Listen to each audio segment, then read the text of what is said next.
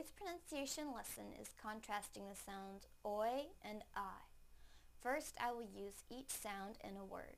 Then I will put the words into a sentence so that you can hear them together with contextual clues. Please listen closely to the differences in the sounds. First, the oi sound in the word point. Point, point.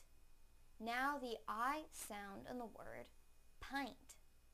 Pint, pint. Now I will use them both in a sentence. Please point to the pint. Please point to the pint.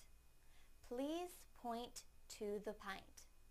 Thank you for watching CartoonEnglish.tv's pronunciation lesson. Come visit our website for free lessons, games, and chat. Bye!